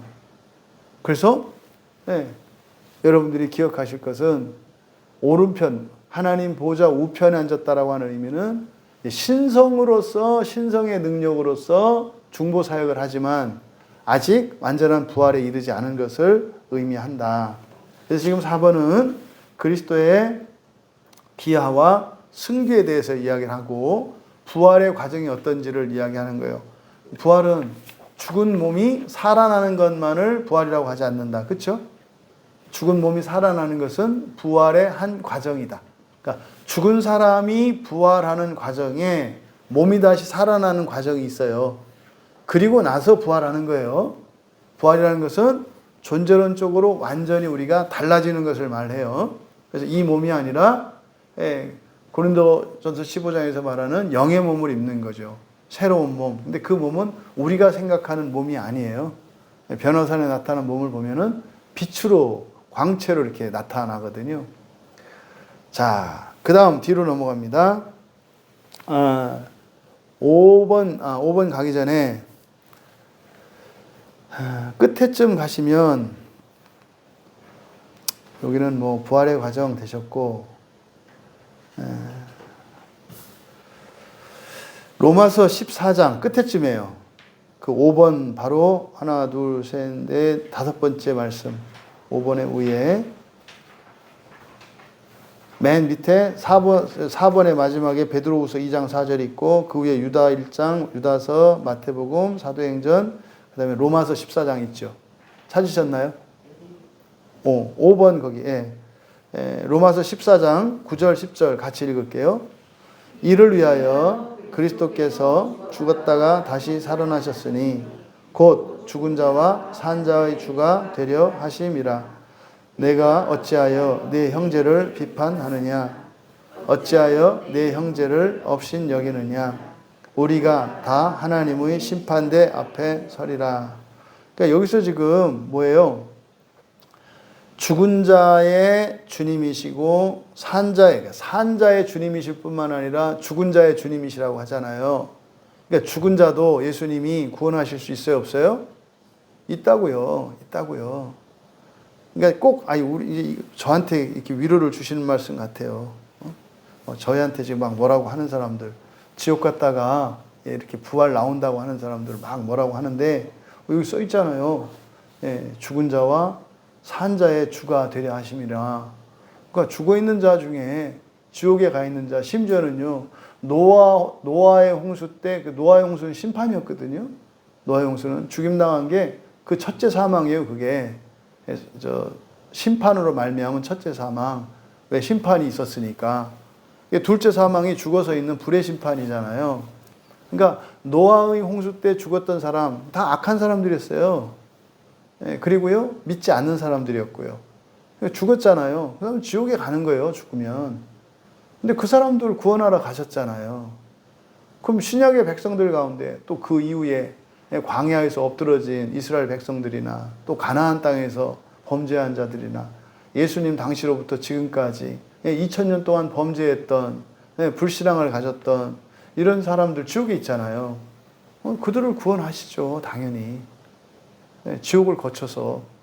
근데요 믿지 않아요. 그런 얘기 한다고 사람들이 자꾸 저 비판하잖아요.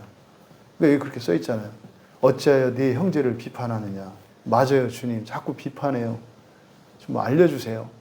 그래요. 어찌하여 네 형제를 업신여기느냐. 맞아요. 저 되게 업신여겨요. 여기 써 있잖아요. 성경에 보면 이렇게 써 있는데. 자, 그 다음 밑에 마태복음 13장 40절 42절 실감나게 하나 읽을까요? 그런즉 가라지를 거두어 불에 사르는 것 같이 세상 끝에도 그러하리라. 인자가 그 천사들을 보내리니 그들이 그 나라에서 모든 넘어지게 하는 것과 또 불법을 행하는 자들을 거두어 내어 풀무불에 던져 넣으리니 거기서 울며 이를 갈게 되리라. 지옥이에요. 근데 여기서 영혼이 못 나오는 거 아니라고요. 나온다고요. 근데 절대로 갔다가 나올 수 있다고 하는 것이 우리에게 일체 위로가 돼서는 안 되는 거예요. 이거는 뭡니까? 마지막까지도 버린다고 하는 잘못된 생각에 대해서 틀렸다고 말하는 거지. 지옥에 가도 구원받을 수 있다고 말하는 거 아니에요. 지옥에 거쳐서 부활에 이르는 걸 성경에서는 구원이라고 하지 않아요. 지옥에 가지 않고 부활에 이르는 구원을 구원이라고 해요. 이게 첫째 부활이라고요. 근데 첫째 부활을 믿지 않으니까 설명을 못 하는 거예요. 첫째 부활을 받아들이면 그냥 이렇게 설명이 되는데 첫째 부활 이런 거 없다고, 하나님 나라 천년왕국 없다고 하니까 성경이 이해가 안 되는 거예요. 그러니까 어떻게 해요? 지옥 간 사람들을 영원히 못 나오게 그냥 자물쇠로 만들어버려요. 이 얘기를 그게 잘못됐다고 말하는 거지, 지옥을 거쳐서 또 구원받을 수 있다 이 얘기가 아니에요. 자, 그 다음 5번째 5번입니다. 같이 읽어요. 주 예수는 완전하게 순종하시고 그가 영원하신 성령을 통하여 하나님께 단번에 자신을 제물로 드림으로써 그의 아버지의 공의를 충분하게 만족시키셨으며 성부께서 그에게 주신 모든 자들을 위하여 화목뿐만 아니라 하늘나라에서 얻을 영원한 기업을 값주고 사시었다. 예수는 완전하게 순종하시고, 조심할 것은 여기서 완전하게 순종하셨다라고 하는 것은 순종에는 두 가지 종류가 있다는 거, 그죠? 순종의 순종이 있고 불순종의 순종이 있다는 거. 이거를 여러분 기억하셔야 돼요. 사람에게는 달라요. 순종의 순종과 불순종의 순종이 사람에게는 달라요. 왜? 우리 기억엔 남거든요. 근데 하나님은 존재를 보시기 때문에 순종한 것만 보신단 말이에요. 순종해서 순종했는지 불순종해서 순종했는지 지금 현재 본성의 변화를 보신다고요. 이걸 기억하시라 말이에요. 그래서 완전한 순종했을 때 예수님은 마치 한 번도 회개도 하지 않고 예수님이 절기 지키시거든요. 절기 지키는 그 핵심이 뭐예요? 속죄예요. 예수님도 속죄하러 가신다니까요. 그래서 사람은요, 구약에는 예수님의 십자가 사건이 있기 이전에는 반드시 제사를 드려야만 사람으로서 의가 온전해져요. 왜냐하면 사람은 선한 의도로 선한 행동을 했는데 그것 때문에 피해보는 사람이 생겨요. 이해되시나요? 여러분이 열심히 일해서 1등을 해가지고요, 어떤 사람이 1등을 뺏는다고요. 그 사람에게는 상실이잖아요. 내가 있기 전에는 다른 사람이 1등 했거든요. 근데 내가 열심히 공부해서 그 다음부터는 내가 1등 했어요. 그러니까 해를 끼쳤잖아요, 그 사람에게. 그게 어떻게 해냐? 아니, 겪어봐요. 맨날 1등 하다가 2등 돼봐요. 그 해가 아니라고 생각하나. 오죽하면 옥상 데려가서 밀고 싶다는 거 아니에요? 그러니까 이 세상은 그래요. 그러니까 나 혼자만 선하고 거룩하게 산다고 해서 선하게 되는 게 아니에요. 이 세상의 정체성 자체가. 그러니까 예수님의 십자가 사건이 있기 전에, 그래서 단번에 드리는 마침의 제사가 있기 전에는 예수님도 제사를 지켜야 했다고요. 그래서 여기서 예수님이 완전하게 순종하셨다라고 하는 이것은, 이 순종의 의미는 뭐예요? 율법을 지킴으로써, 특히 뭐예요? 제사를 드림으로써 완전한 순종이 되는 거예요. 우리도 그래서 어떻다 그랬어요? 예수 그리스도를 믿고 그리스도께서 이루어 주셨습니다만 우리가 완전한 순종, 완전한 의를 잊기 위해서는요, 언약을 갱신하셔야 된다고요. 언약을. 사실은 지금은 이 개신교에서는 예배의 핵심이 뭐예요? 말씀이잖아요, 말씀. 사실은 캐톨릭에서는 성례전이 중요해요. 거기서는 성찬이 예배의 중심이에요. 개신교의 예배의 중심은 말씀이고요. 천주교에서 그 제사죠, 저기는. 미사. 미사의 핵심은 뭐예요? 그건 성찬이에요. 근데 예수님은 뭐라고 하셨어요? 진리와 은혜. 그래서요, 말씀과 성찬 다 있어야 되는 거예요. 지금 개신교에서 심각하게 착각하고 잘못하고 있는 게 뭐예요? 성찬이 심각할 정도로 약화되어 있는 거예요. 왜요? 성찬은 언약의 갱신이거든요. 구약의 제사법을 지켜서 속죄를 받듯이 신약에서도요, 언약을 갱신함으로써 우리가 온전해지는 거예요. 언약을 갱신함으로써. 그러니까 저쪽에서는, 그래서 천주교는 이제는 말씀 설교를 해요, 이제는. 이제는 저쪽은 성찬도 있고 말씀도 있어요. 근데 말씀이 아니에요. 진짜로 말씀이 아니에요. 제가 이제 가끔 캐톨릭 이렇게 설교를 듣거든요. 아마 여러분들이 더 잘하실 거예요. 진짜로. 진짜로. 여러분들이 들으면은, 야, 진짜 이렇게 하나? 왜? 근데 저긴 그래도 되는 이유가 뭐예요? 성찬이 미사의 중심이기 때문에. 그래서 이 떡을 먹는 거. 옛날엔 잔도 못 받았어요. 잔은 사제들만 먹고 성도들에게는 떡만 나눠줬었거든요. 근데 지금은 이제 뭐 나눠준다고 하더라고요. 근데 바로 그 제사의 핵심이 그거였기 때문에. 하지만 예수님이 우리에게 주신 것은 뭐예요? 말씀과 성찬이 함께 가야 되는 거예요. 그래서 우리 광해교에서 마지막 성수주일에 하는 성찬이 있잖아요. 굉장히 중요한 거예요. 그러니까 또 이제 우리 박남현 집사님이나 멀리 있는 우리 지체들은, 그럼 우리 어떡하란 말이냐. 우리가 먹고 마시는 떡 자체가 예수님의 피와 살이 아니듯이 참여할 수 없는 경우잖아요. 그런 경우에는 믿음으로 성찬에 참여할 수 있다고요. 참여할 수 있다고요. 그것 때문에 여러분들이 뭐 이렇게 그 은혜에서 멀어진다고 생각하실 필요 없다. 왜? 영적으로 참여하는 거니까. 그렇다 그래서 가까이 사는 사람이, 그래요? 그럼 집에서 해도 되겠네요? 안 돼요. 그러려면 저 이사 가세요, 저기로. 통영 정도로 가. 진주. 군산도 안 돼. 군산 오니까. 그러니까 거기보다 더 멀리 이사를 가. 그렇게 하려면. 그러느니 그냥 성찬에 참여하는 게 낫지. 자, 그 다음에, 그래서 산자뿐만 아니라 죽은 자의 하나님이시라는 거. 그 다음에, 밑에 5번으로 갈게요. 5번에 지금 완전하게 순종하신 거에 대해서 말씀드렸죠. 그래서 그 제사를 드렸듯이 우리도 예수 그리스도를 믿는 그리스도인도 반드시 뭐에 참여해야 된다? 성찬에 반드시 참여해야 돼요. 지금 개신교 목사들이 얘기 들으면 또 펄쩍 뛸 거예요. 왜? 성찬을 그렇게 중요시하지 않거든. 근데 예수님이 그러셨잖아요. 그 성찬에서 마시는 잔은 뭐라 그랬어요? 언약의 잔이라 그랬잖아요. 갱신하는 거라니까요. 우리가 언약을 한 번 맺으면 끝나는 게 아니에요. 우리가 계약을 파기했는데 계약서가 없어졌잖아요. 언약은 지켜야 된다니까요. 그래서 끊임없이 언약을 우리가 갱신하면서 가야 되는 거죠. 자, 그리고 마찬가지로 영원하신 성령을 통하여 그리고 아버지의 공의를 충분하게 만족시키셨다. 그래서 성부께서 주신 모든 자들을 위하여 화목뿐만 아니라, 밑줄 주세요. 화목뿐만 아니라, 다음에 하늘나라에서 얻을 영원한 기업. 이게 뭐예요? 이게 하나님의 나라고 이게 천년왕국이에요.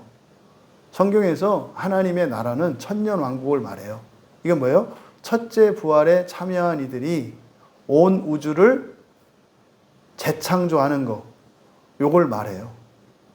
그러니까 예수 그리스도께서 우리에게 주신 것. 이게 그랬어요. 아까 히브리서 기자가 뭐라 했어요? 더 좋은 언약이라고 했죠. 더 좋은 언약. 구약의 이스라엘은 가나안 땅을 얻어요. 근데요, 신약의 그리스도인은 뭘 얻어요? 하나님의 나라를 얻어요. 하나님의 나라를. 다음에 좀 마칠게요. 6번으로 갑니다. 같이 읽습니다. 구속사역은 그리스도께서 성육신 하신 후에야 비로소 그로 말미암아 실제적으로 성취되었다.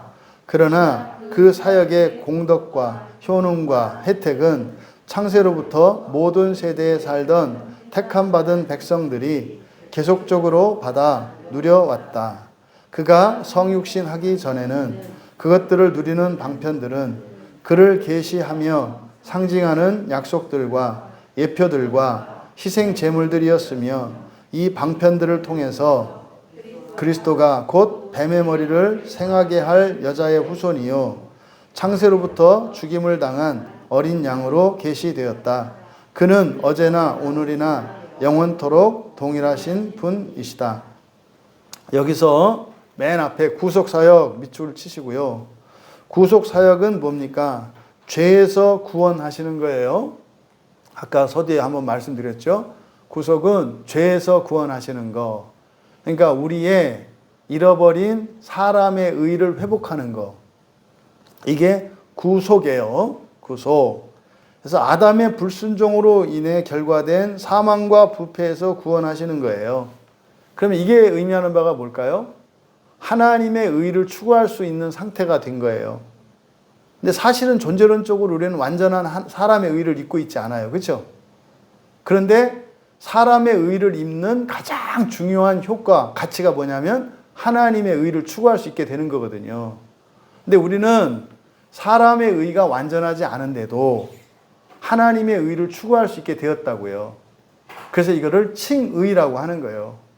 의롭지 않은데 하나님, 그러니까 사람으로서 완전하지 않은데 하나님의 의를 추구할 수 있게 되었기 때문에 칭의라고 한다 이 말이에요. 이해되시죠? 그런데 구속만이 아니에요. 예수님이 우리를 이 땅에 오셔서 하신 일은 이것은 또 우리를 뭐라 그랬어요? 하나님의 의를 추구해서 하나님이 되는 것. 이거를 위해서 또한 예수님이 우리에게 주신 게 뭐예요? 그러니까 십자가의 죽으심으로 구속하셔서 사람으로서 온전한 것으로 미리, 온전한 사람으로 미리 인정을 해주셨어. 그래서 하나님의 의를 추구할 수 있게 됐잖아요. 그래서 하나님의 의를 추구할 수 있도록 예수님이 사람으로서는 하나님의 의를 추구할 수 없잖아요. 그래서 예수님이 우리에게 하나님의 의를 주셔. 이걸 전가라고 그런다 그랬죠. 전가. 그러니까 예수 그리스도를 믿는 이들에게 성령을 받으라 이렇게 말씀하시잖아요.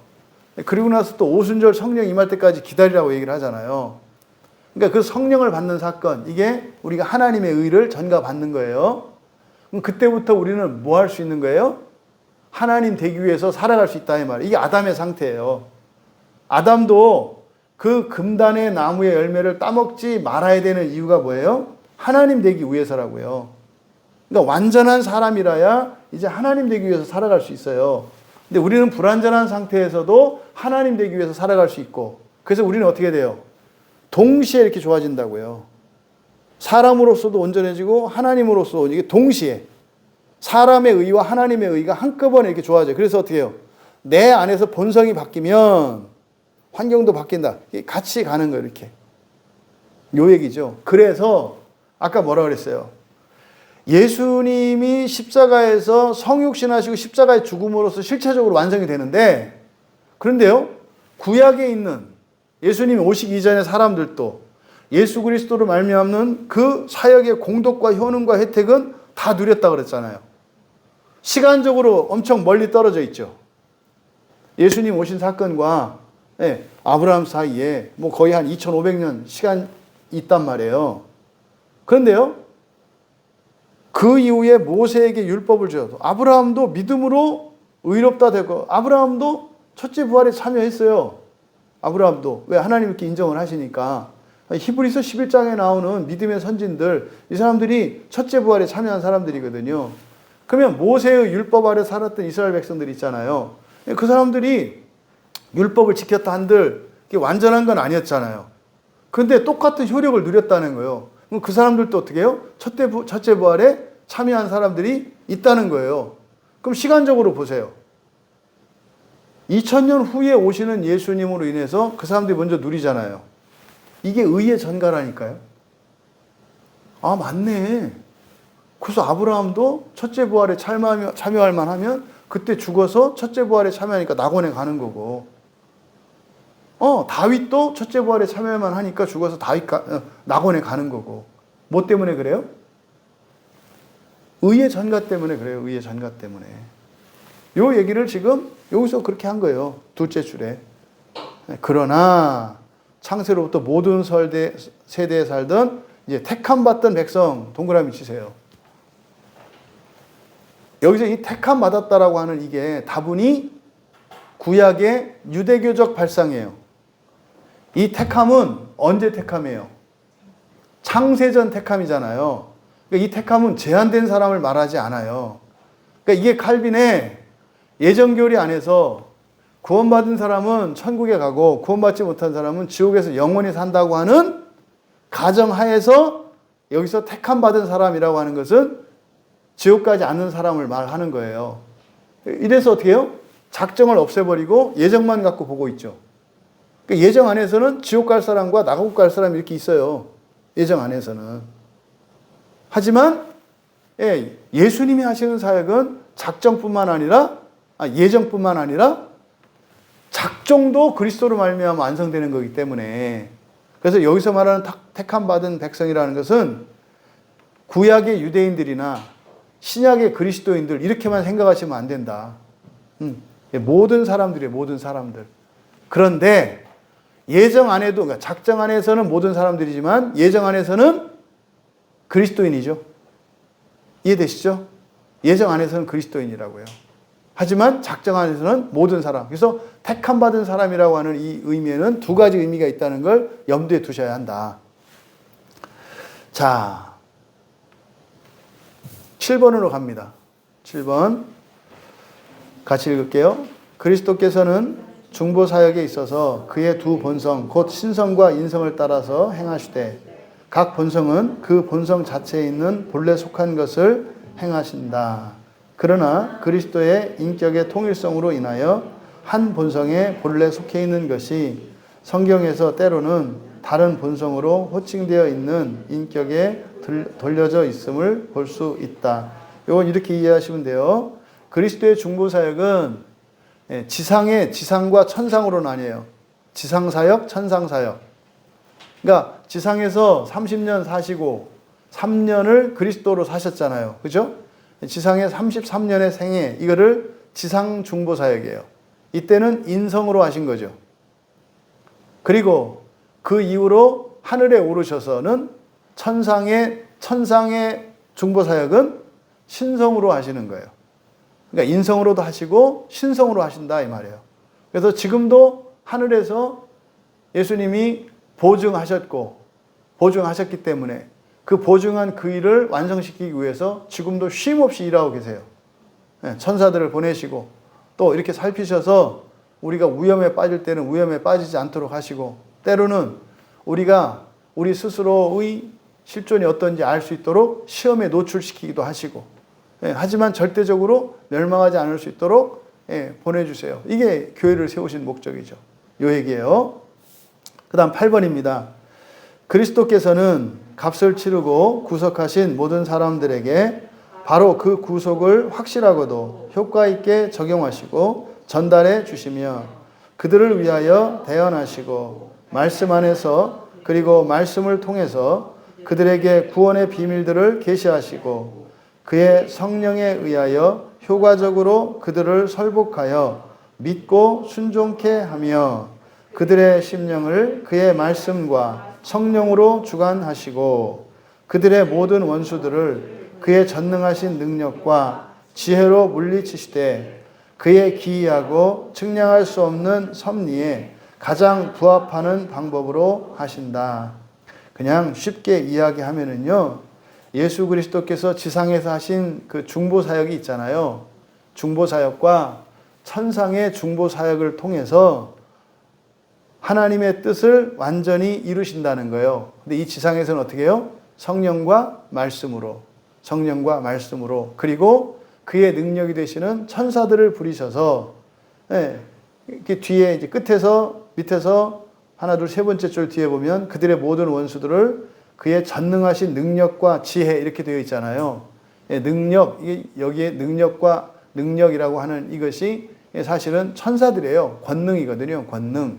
그러니까 천사들과 성령과 말씀으로, 성경이죠.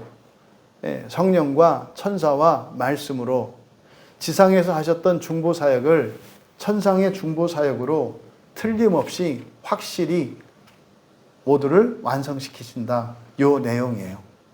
자, 오늘 여기까지만. 좀 바쁘게 왔지만 어쨌든 그냥 한 단락을 좀 시간이 좀 많이 갔습니다만 이렇게 좀 하면서 그래야 좀 진도를 뺄 수 있을 것 같아서 이렇게 했습니다. 잠시 우리 그리스도의 중보자 되심에 대해서 우리가 함께 기도할 때 우리 자신을 위해서 이 말씀과 함께 기도해 봅시다. 나는 중보자 사역이 어떤 것인지 알고 있었는가? 사실은 오늘 살펴보았던 것처럼 왕과 선지자와 제사장이라고 하는 이것은 웬만한 그리스도인이라면 알죠. 그리고 거기에 이제 보증이 있다는 거 오늘도 분명히 알게 됐잖아요. 아, 중보사역이라는 게 이런 것이었구나.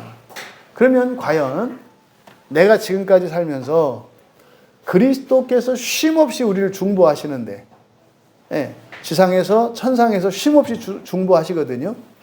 지상의 중보사역을 대신하는 게 교회거든요. 교회를 통해서 예수님의 지상 중보사역이 계속 계승되고 있어요. 또 천상에서 예수님의 중보사역이 계속되고 있어요. 그래서 지상 중보사역의 결함과 부족함이 천상의 중보사역으로 완성케 되는 거거든요.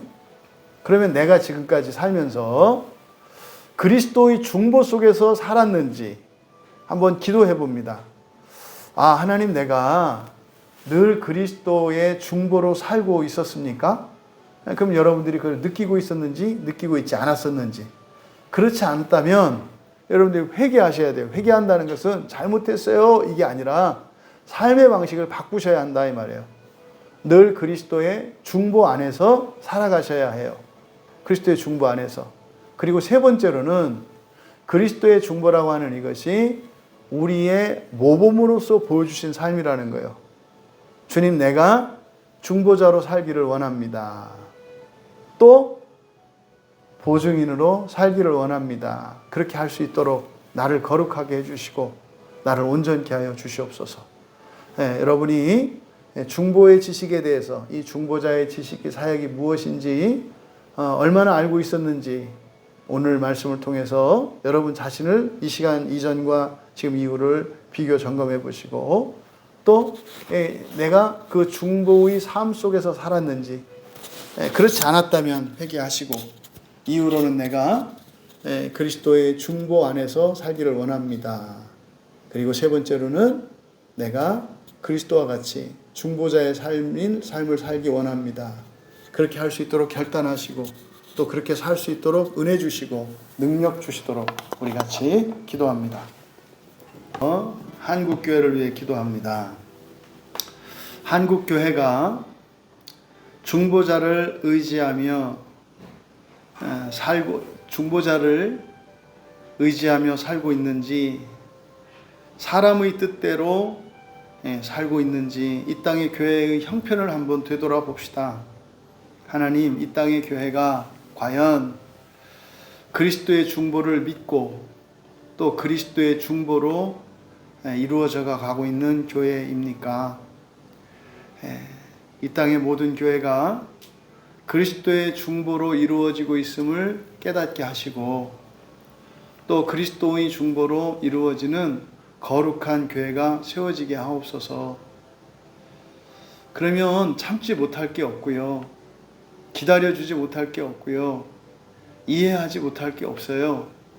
근데 그리스도의 중보가 아니라 우리의 군대로, 우리의 돈으로 하려고 하니까 그리스도의 그 형상이 교회 안에 보이지 않는 거죠. 하나님이 한국교회가 그리스도의 중보로 이루어지는 교회가 되게 하옵소서. 그리고 한국교회가 그리스도의 중보를 필요로 하지 않으며 그저 이 세상의 자원과 사람의 힘만 의지하고 있다는 것을 깨닫게 하시고 회개하게 하옵소서. 그래서 이 한국교회가 세상과 하늘나라를, 또 세상과 교회를, 사람과 사람을 중보하는 중보적 사명을 감당하는, 그래서 가장 중요한 것은 천상과 지상을 중보하는 중보적 사명입니다. 하나님, 이 땅의 교회가 하늘과 땅을 중보하는 중보자적 삶을 살게 하옵소서. 한국교회를 위해서 우리 같이 기도합니다. 우리 함께 기도할 것은, 하나님, 우리들 개인과 우리 광야교회와 한국교회가 늘 한계에 부딪힐 때 한계를 넘지 못하는데, 한계를 넘지 못할 때는 그럴 만한 핑계가 있고 그럴 만한 분명한 이유와 명분이 있습니다. 그런데 오늘 말씀을 통해서 그리스도의 중보 안에서 그러한 모든 한계를 넘지 못하게 하는 이런 이유와 핑계들이 사실상 다 의미 없는 것임을 깨닫게 되었습니다. 하나님, 우리 광야교회 지체들이 인생과 신앙의 한계를 넘을 때 늘 그리스도의 중보로 온전케 되어진다는 사실을 잊지 말고 늘 기억하게 하옵소서. 가정의 일이나 회사의 일이나 우리가 참된 신앙을 따라 첫째 부활의 소망을 가지고 성경을 믿고 따라간다면 분명히 그리스도의 중보는 우리의 필요와 또한 우리에게 주시고자 하시는 하나님의 기뻐하시는 모든 것이 온전케 될 것입니다. 하나님, 한계를 넘는 일에 방해를 받았던 이런저런 방해의 요인들, 그리스도의 중보 안에서 모두 충분히 해결된다는 사실을 분명히 깨닫게 하여 주셔서 우리 광야교회 교인들이 그리스도의 중보 안에서 더 넉넉하고 큰 사람들 되게 하시고, 또 한국교회와 한국 그리스도인들 모두가 그리스도의 중보로 모든 것이 완성된다는 사실을 깨닫고 믿음으로 지금까지 날이 서고 이렇게 대립하는, 서로 개인 간에 부딪히고 충돌하는, 또 개인이 가지고 있는 죄와 허물로 인해서 일어나는 분란과 다툼이 그리스도의 중보로 온전케 평화를 찾을 수 있도록 도와주시옵소서.